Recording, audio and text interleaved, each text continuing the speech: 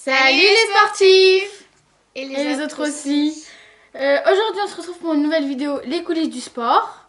Donc aujourd'hui c'est une spéciale sport féminin. Donc comme programme nous avons le ballon d'or féminin. Le handball féminin car c'est l'Euro 2018. Ainsi qu'un peu de football, golf, basket. Et à la fin il y aura un sujet sur la mixité dans le sport entre les femmes et les hommes. Donc on commence tout de suite avec le handball.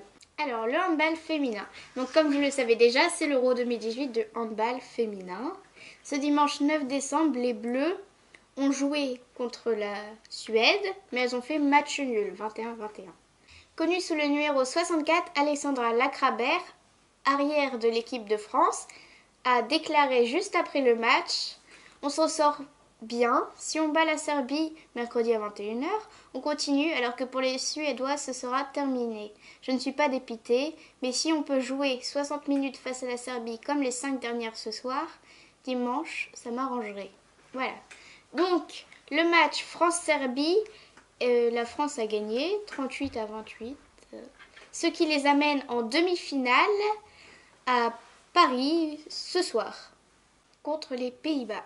Très bien, merci Manon. On passe tout de suite au ballon d'or et surtout féminin. La dernière cérémonie a eu lieu le 3 décembre 2018. La récompense a été attribuée, donc la récompense du meilleur joueur de cette année 2018 a été attribuée à Luka Modric. Je pense que tout le monde le sait. Donc c'est un joueur de la Croatie. Il a déjà été vainqueur de la Ligue des Champions. Il a été finaliste de la Supercoupe. C'est quoi la Supercoupe? Donc la Supercoupe, c'est un match qui oppose les vainqueurs de la Ligue des Champions et les vainqueurs de l'Europa League.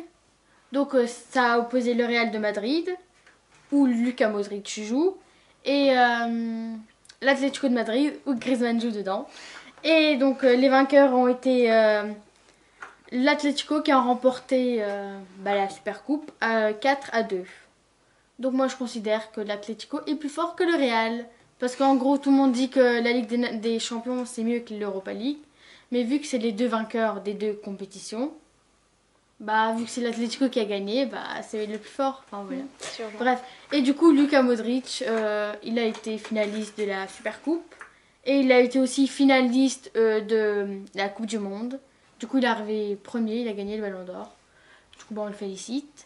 Le deuxième, c'est Ronaldo, donc j'ai rien à dire sur lui à part que pour moi il n'a pas été compétent cette année et que il a été nul, enfin voilà.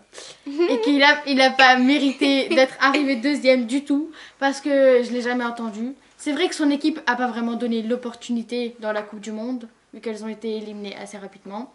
Mais il aurait pu montrer quelque chose d'autre et il est arrivé seulement deuxième. Et en plus il avait dit, et il s'est pas présenté à la cérémonie. Du coup, il y avait Luka Modric, Antoine Griezmann, tous les joueurs. Et Ronaldo qui est arrivé deuxième, il s'est pas présenté à la cérémonie, il n'est pas venu. Et il a dit, parce qu'il sait qu'il va pas être premier, du coup il n'est pas venu. Moi je trouve ça égoïste et ça sert à rien de faire ça, enfin voilà. Qui est-ce qui est arrivé troisième? C'est Antoine Griezmann qui est arrivé troisième et qui est le meilleur de tous. Et je voulais qu'il arrive premier, mais dommage. Voilà. Et ensuite Mbappé, je trouve qu'il a pas mérité parce qu'il est arrivé quatrième je pense et il a pas mérité d'être quatrième. Non. Ça aurait été mieux qu'il soit deuxième à la place de Ronaldo. Troisième et Griezmann deuxième. Donc revenons sur ce qui est important dans cette vidéo. Le Ballon d'Or féminin, c'est une récompense qui est attribuée à la meilleure joueuse de 2018. Et cette édition, elle a été créée en 2018, donc seulement cette année. Il était temps parce que les femmes, elles méritent aussi d'avoir un ballon d'or. Et donc la gagnante a été Ada Egerberg. C'est une joueuse norvégienne qui joue à l'Olympique Lyonnais, en France. Ensuite, en deuxième position, on a Pernille Harder, qui est danoise et qui joue à l'équipe de VfL Wolfsburg. Parce que vu qu'on fait de l'allemand, c'est un petit peu prononcer le mot. Voilà. Et c'est une attaquante, comme la première. Et enfin, à la troisième position, on a un pronom imprononçable.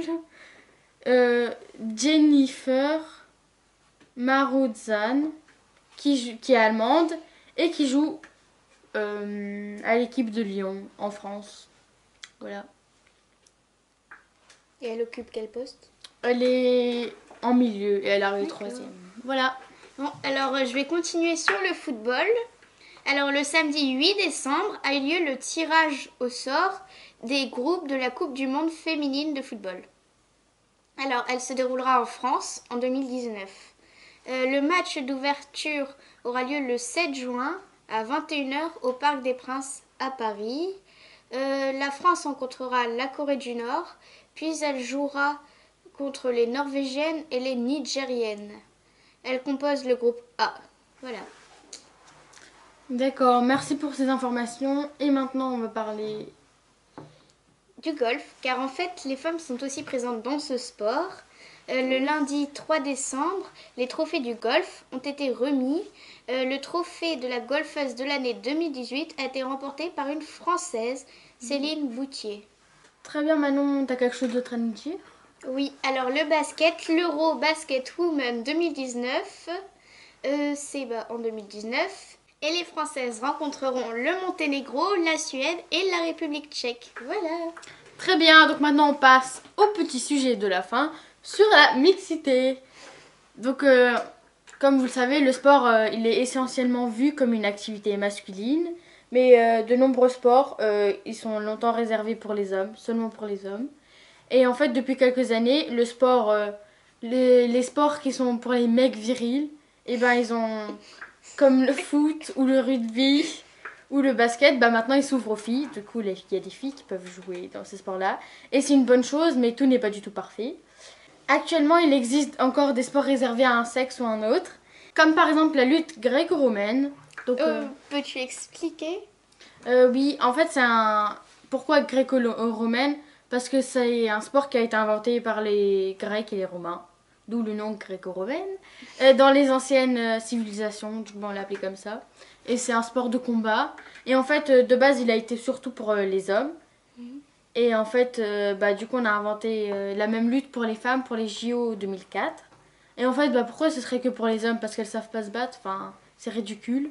Comme par exemple, le contraire, la gym rythmique, c'est possible pour les garçons, sinon. Enfin, il n'y a pas que... Bah voilà, ça, c'est des préjugés qui servent à rien parce qu'ils peuvent faire ce qu'ils veulent. C'est pas très viril. Bah, c'est comme les sports virils tout à l'heure pour les femmes. Enfin, si ça leur... S'ils veulent faire ça, ils le font. Enfin, oui. on s'en fout du jugement des autres. Enfin, vous faites ce que vous voulez. Et donc, en fait, on s'est posé la question pourquoi le sport mixte, il se développe pas. C'est parce qu'en fait, il existe des différences physiques entre les hommes et les femmes.